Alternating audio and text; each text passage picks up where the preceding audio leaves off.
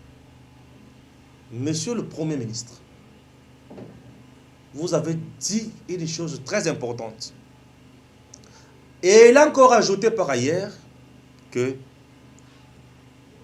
l'administration Pénakati armée, nous allons mettre en place une force dissuasive avec de nouvelles recrues pour pour trouver solution. Ouais. Ça j'aime. Ça j'aime. Ça j'aime. Et zo la kisake mutu wana ayepona kosala et non kosakana. Nakati armée na biso, nous avons besoin de recruter de jeunes.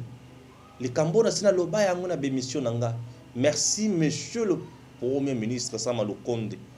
Vision na yo epesinga makasi ya kolobaki, tu vas réussir. Ouais. Vision na yo epesinga makasi ya kolobaki Sama Lukonde va réussir. Et Félix se promet et rassure que les choses iront mieux. Na lobaka ke Sama Lukonde na kotala vision na yo na batokoza na bango, est-ce que tu vas vraiment, tu seras l'homme de la situation? Aujourd'hui Sama Lukonde est ta vision, mais rassure que tu es l'homme de la situation. Vision. Dans une situation où appliquer Natal. Monsieur le Premier ministre. Monsieur le Premier ministre dit qu'il faut recruter de jeunes. Oui, il faut recruter de jeunes. Les jeunes qui ont inculqué le patriotisme élevé. Les jeunes qui ont tangisa bango Congo. Les jeunes qui ont comprendre que le Congo reste leur pays, leur terre des ancêtres. Les jeunes qui ont koya pona kusala musala. Musala ya kubengana monguna na mboka na biso. Et Sama Lukonde, bravo. Bravo. Et ces jeunes, tant que vous avez un recrutement à Bango, que leur origine est zala de rigueur. Il ne faut pas recruter des jeunes rwandais pour nous infiltrer encore et nous fragiliser davantage. Il faut recruter des jeunes au régime origine douteuse. C'est une bonne chose. Et recrutement, il faut essayer batu. Il y a confiance. Et non, responsable de l'armée, ou na origine douteuse. Pour besoin la capacité, il y a côté ça va petit na bango ba infiltrer biso. C'est très important aussi. Merci. En dehors de ça, l'administration civile et l'administration militaire, ce n'est pas un problème. Mais que ces militaires-là, base à la militaire, oyo ya ba infiltré te.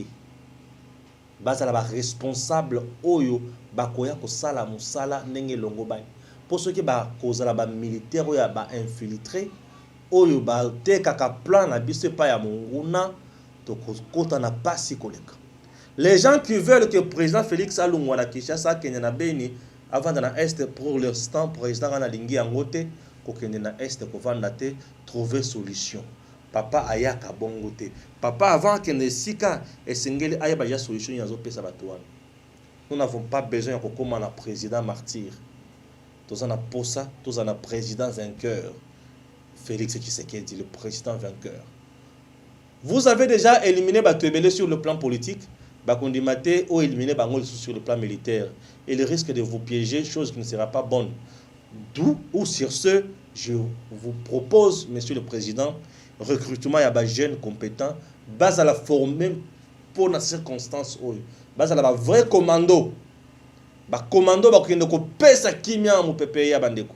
O ba kende ko pesa kimia. Ba commando ba ko sala makambo mutuya. Yo zala kitoko makasi koleka. Monsieur le Président. Sikoyo na dindi lisusu na se ya mai koleka pona zaki na katikati na mai matali banyamulenge ba kokipe ko ba président na mboka na biso. Bandeko balandi. Mabele nyonso zakala ba kolo na yango. Oyaki na mboka bayambi yo. Okome kolo mabele wana te. Il est temps d'identifier tout ça le recensement pour savoir qui est congolais qui ne l'est pas. Maloba ya chef de l'État. Oui, maloba ya mokonzi mboka. Yango biso tozo véhiculer yango chaque jour. Que ba vrai congolais ndé ba singeli ba diriger mboka na biso. Vrai congolais abotami na Congo, abotama na Congo te, Mais ceux qui abotami na père congolais, mère congolaise, ata a changé nationalité, il reste vrai congolais. Oh wana nationalité na ye ba récupérer yango. Mokonzi, wana d'accord. Obotami na congolais, obotami na congolaise, olingo comme président de la République d'accord. Mais oyese koya ba pesho nationalité congolaise po ba pesa yo mabele o vanda, okoki jamais kokoma président. Banyamulenge basala makambo mususu. Bakoma ba ministre on ne refuse pas. Bakoma ba députés nationaux on ne refuse pas. Et non jamais président. Chers Congolais, vous avez compris que Mboka Nabiso et Sengele Tambola Kendele Bosso. Ce qui sont le béli yango tes akito côté. Le bilan ou le discours ou le programme ya sama lokonde batobazangi ko critiquer yango. Non, non, non, non. C'est trop satisfaisant et c'est trop bon. Merci. Merci à Lumumba et merci à Gims. Que Dieu bénisse la RDC et à très bientôt.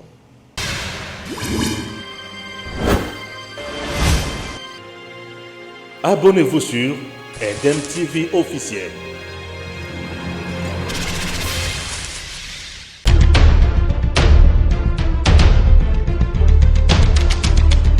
Tango Koki avec Stéphane Balamongue.